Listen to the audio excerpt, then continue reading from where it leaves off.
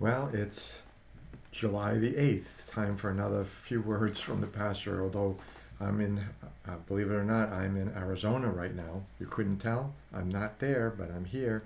I haven't learned how to bilocate yet, but tried to post-date this or predate it, whatever, so that when I was away, in case I forgot to do it, I wouldn't forget to do it. I did it ahead of time.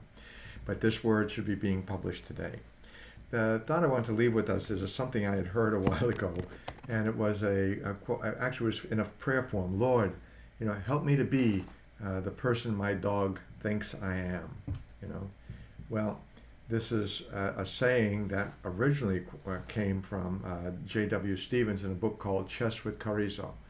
And I didn't read the book. I never even heard of the book before. Never even heard of the author before. But I had to look it up because that's where originally the thought came from, where he wrote, "Be the person you think your dog thinks you are."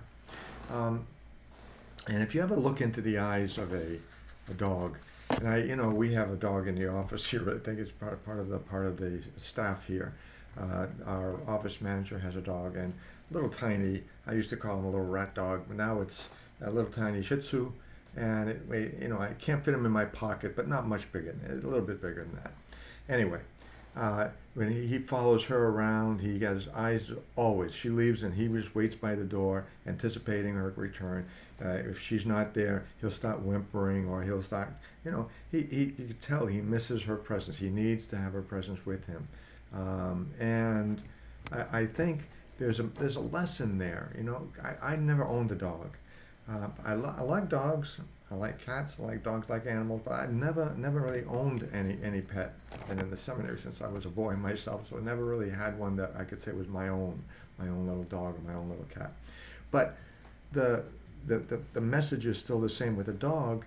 You look into the eyes of a dog, and you can see the trust that's there. You can see the loyalty that's there. You can see the dependence of that dog. And even if a dog has been abused or not treated well, the dog might be afraid of the owner, but it's still going to love that the owner, the one who owns that dog.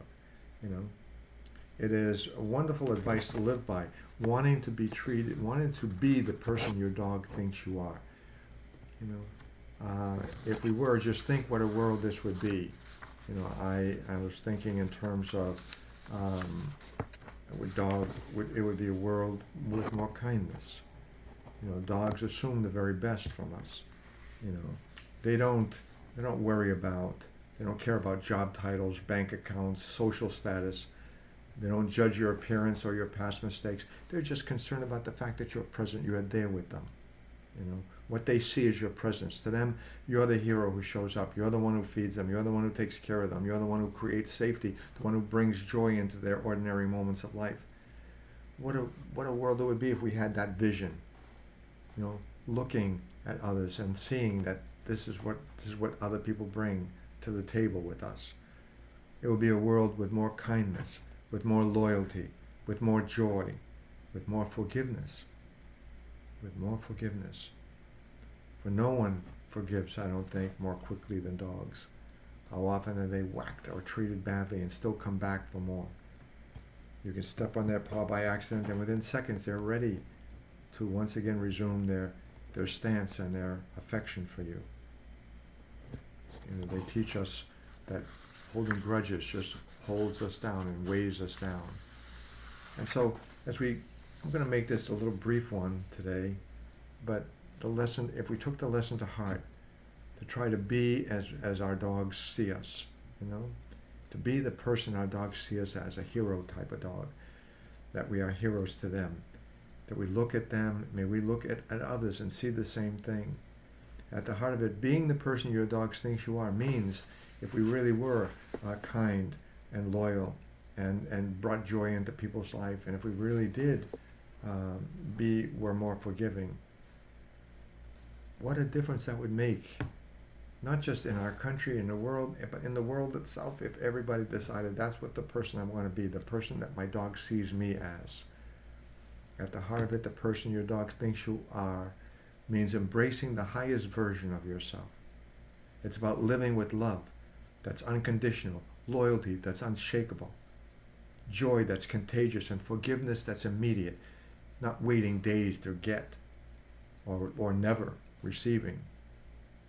The truth is that the world needs more wealth, power, or prestige to be better.